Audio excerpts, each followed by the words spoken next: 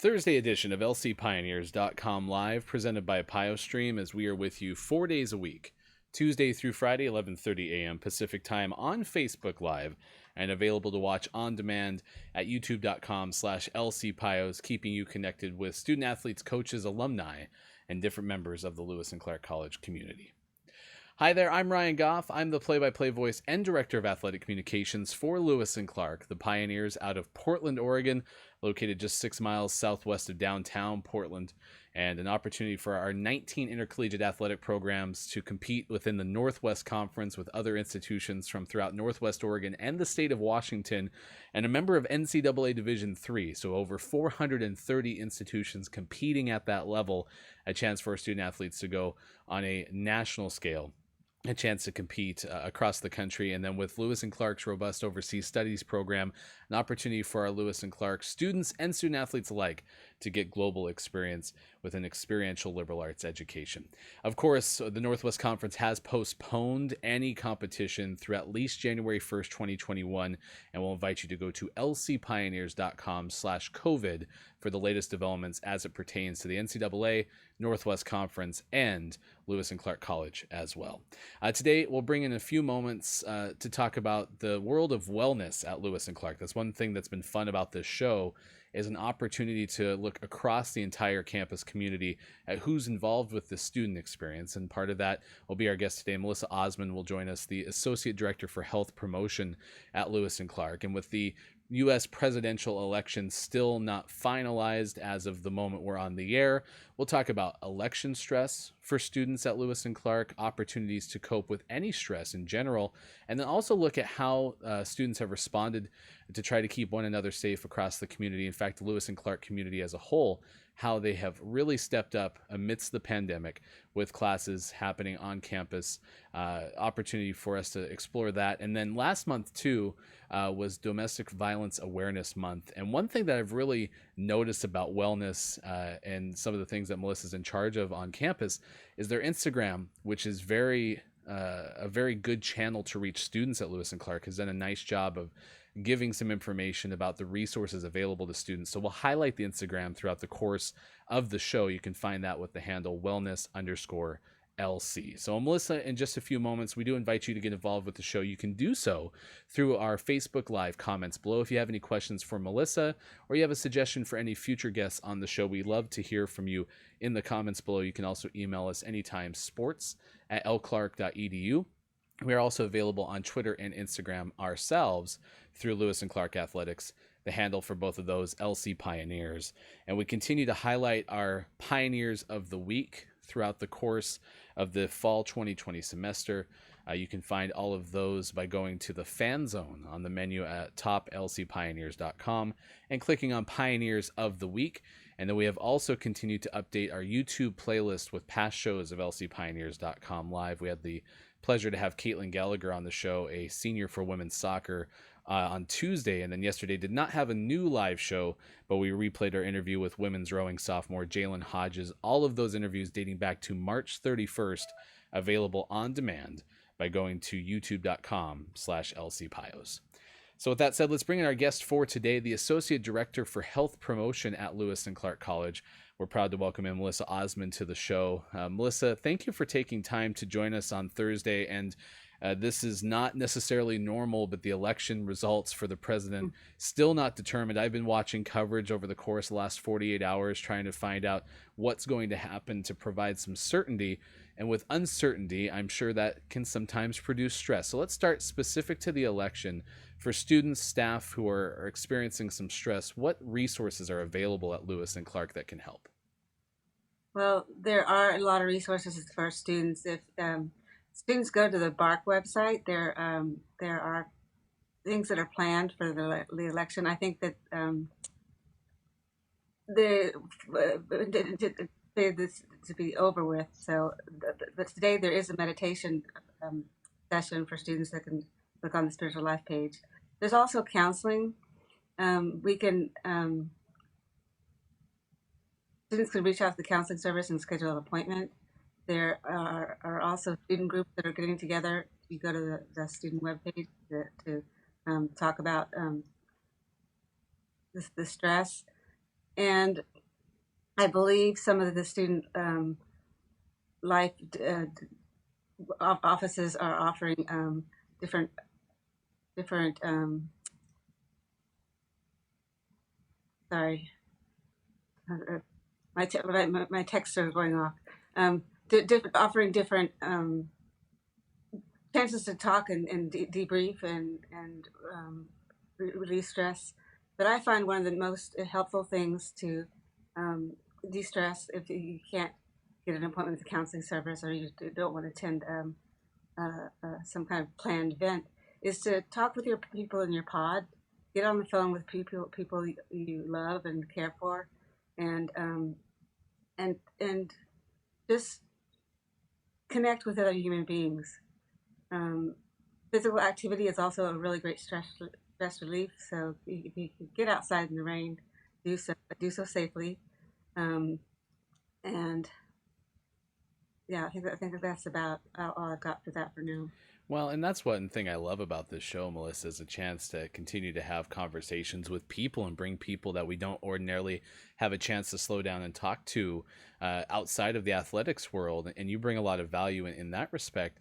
And specific to counseling, I imagine with the pandemic, there have been some adjustments to providing counseling for students, even if that requires going online. What does counseling opportunities look like right now for students at Lewis and Clark?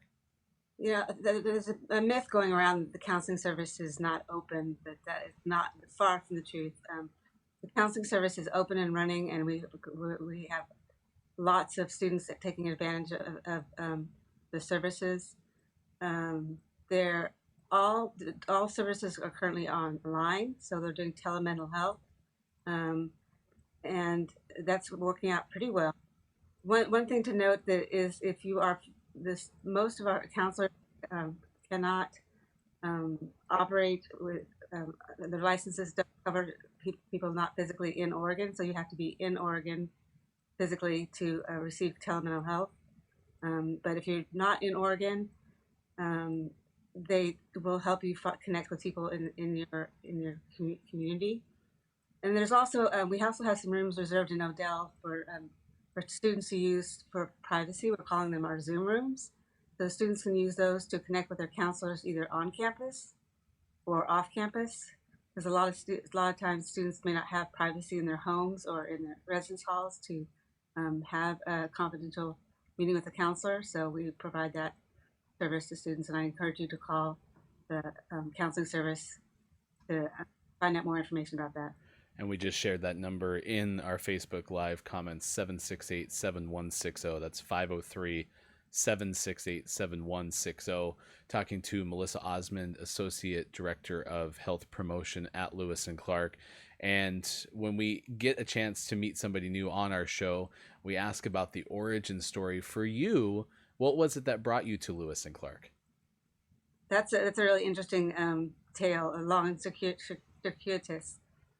Before I was a public health professional, I worked in youth development and conservation corps work, and I was working in Oregon, Northwest Youth Corps out of Eugene. And I came to a point in my life where I decided to go back to grad school and got an MPH. I did that at Oregon State, and I focused on international health and women's health. I worked in Haiti for a year or so after graduating and did some really fascinating and important work, I believe, in women's health there. But when my contract ended, I wanted to come back to the Pacific Northwest. And I was very passionate about the living in this part of the world and the lifestyle it offers and the access to outdoors. And I said I'd take any job in public health as long as it was between Seattle and Northern California. But I found that Lewis and Clark had an opening for a health promotion position, and it was it was a new position. So I'm the first person in this job, and it was a great opportunity for a relatively new professional in public health to come to develop a program and a department from the ground up. So I was really pleased to have this opportunity, and especially because my passion for international health is also a part of my work with students who are going abroad, and every now and then we get to um, deal with the pandemic. Well, and that's a great way to segment into, segue into the topic of the pandemic and how it has impacted everybody, but certainly getting ready for a fall semester on campus. Uh, how proud are you with the way that the students at Lewis and Clark have been able to adapt, and as we move into the early stages of November, have by and large done a really nice job making sure that they protect one another? I am very pleased with our students, and a big shout out to you all listening, because we were really nervous coming into the fall. I knew we could do it, but we were still very nervous. Um, if people want to look to see the status of the cases on campus, they go to the COVID-19 confirmed case status report on the COVID page. We have only had three one confirmed case on campus that was confirmed by our testing, and then I believe it's now. Yeah, I haven't even looked at it recently. Um, 5 cases that we know of, and that's since August. We've tested over 2,000 students, and so our case positivity rate is extremely low. People are doing, and just anecdotally listening to students talk about taking care of each other, and not I don't want to use the word policing, but gently reminding each other to wear their mask and social distance, and it's been really great. And the case counts has proven that we've done a good job. Not most schools aren't that lucky, and we're counting ourselves lucky, and I want to encourage students to continue what they're doing to keep us all safe. You're watching lcpioneers.com live, presented by PioStream. We're with you Tuesday through Friday, 11:30 a.m. Pacific time, and a chance today to talk to Melissa Osmond, who's the Associate Director for Health Promotion at Lewis and Clark. And as you mentioned, it is an extremely tough challenge. I'm sure, like you mentioned, it involves some luck, and certainly still 3 weeks or so until the Thanksgiving break. So for students who are concerned that perhaps they've been exposed or that they're having symptoms that are COVID-like, what's some of your advice for them? First of all, go to the health portal and fill out what we're calling a SCARF form. It's the symptom check and report form. Let us know, and then we can follow up if you think you've been exposed or you're having COVID-like symptoms. That's the first step. Someone from Wellness Services will follow up within a day of that. For students who have concerns about their friends that may be exposed or showing symptoms, we don't know it's COVID until we know. And I want to caution people from overreacting. If people have symptoms, please self-isolate until we've been cleared by medical provider. And similarly, with people that are exposed or think they've been exposed, please self-isolate until you've been cleared by one of our contact tracers or case manager, Ami Hannah. The thing is, we can't disclose publicly information about certain individual cases because of medical privacy. But if you're concerned, if you've been exposed, you will know because you will get an outreach from our contact tracer, Ami. And if you are concerned that somebody may be tested positive, one way to figure out that without knowing for sure who the person is to keep track of our case counts on the COVID dashboard. If you don't see that number going up, then chances are that person you may be concerned about is not positive. So, yeah, last month was Domestic Violence Awareness Month, and I complimented early on in this interview the use of the Instagram to communicate to students, because that is a platform that students are using frequently. And I noticed the domestic violence awareness posts that were shared describe what some of your objectives were within the month of October to raise awareness. Well, this is also part of the grant we received from the Office on Violence Against Women um, to help reduce the incidence of sexual and interpersonal violence on campus, and to raise awareness about DV month is pretty critical because I think that we hear a lot about sexual assaults on campus, and that's mostly what people focus on.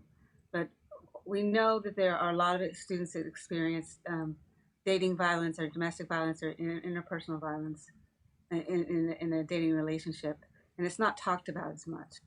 We wanted to really bring awareness to that aspect of sexual and interpersonal violence on campus, and the PubCom helped create the messaging for the month, and so I want to thank them. They did a fantastic job with that, and yeah, well, we will be rolling out more messages similar to that throughout the year, and especially going into April for Sexual Assault Awareness Month. Yeah, the Instagram, lots of information about confidential advocates and stress signs and being able to practice gratitude on a daily basis, a wide variety of information on the wellness_LC Instagram.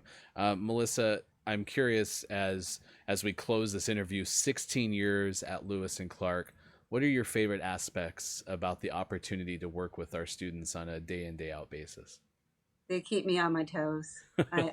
I mean, I can't tell you how much I learn from students every time I do a presentation, every time I do training, every time I talk with individual students. Um, I learn something from them, and it helps me learn and grow, and it helps me do my job better. I can't tell you how much I appreciate that.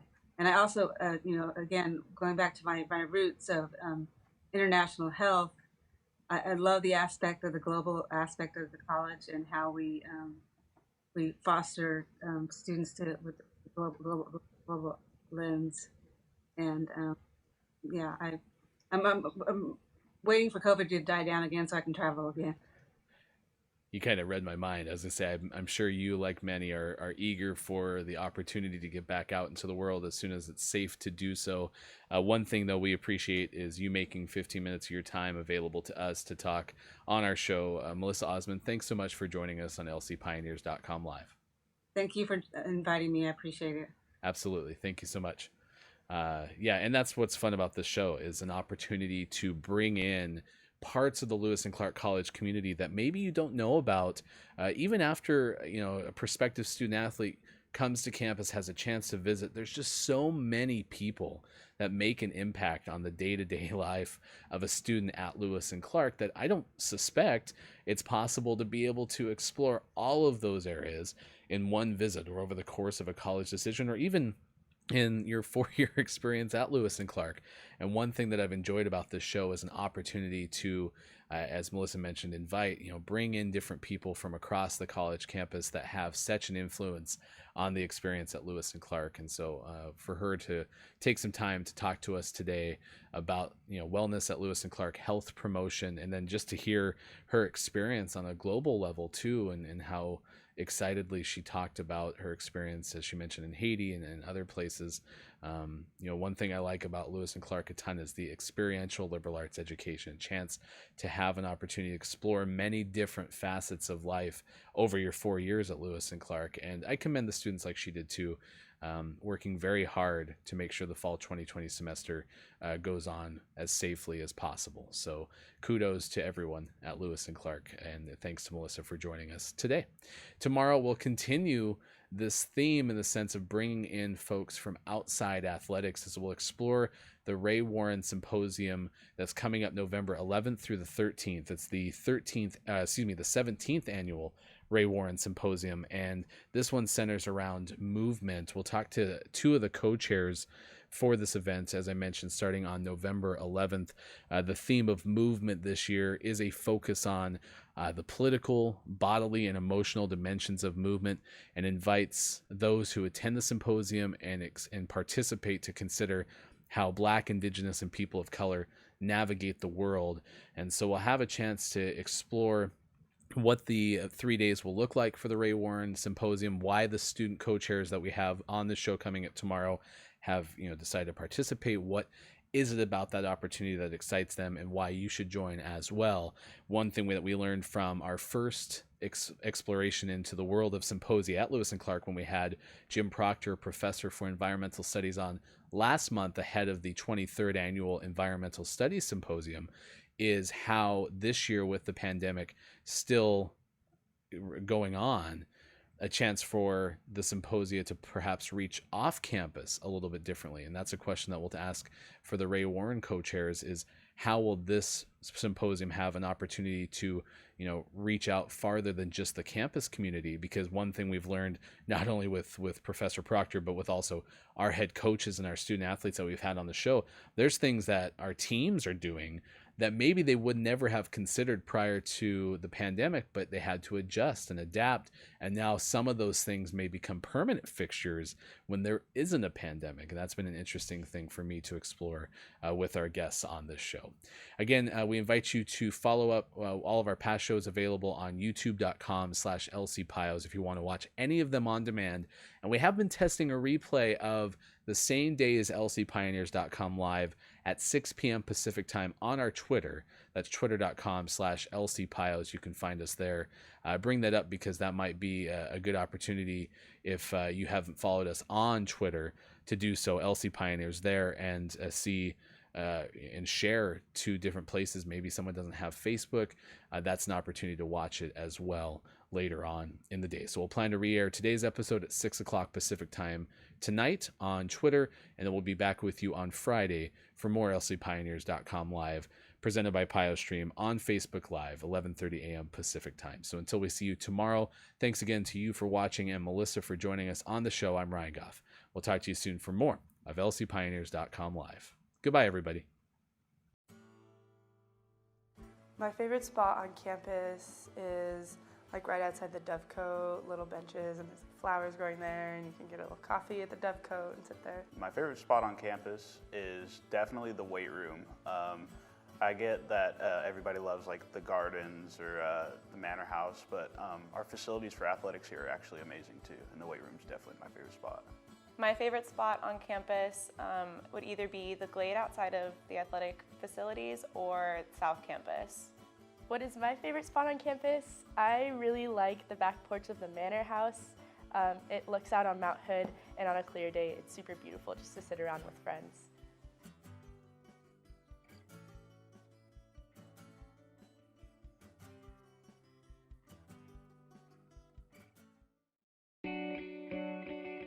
I'm Ann Bentley. I'm an associate professor of chemistry, and in this research group, I supervise the 2 students working in the Rogers program this summer in our lab.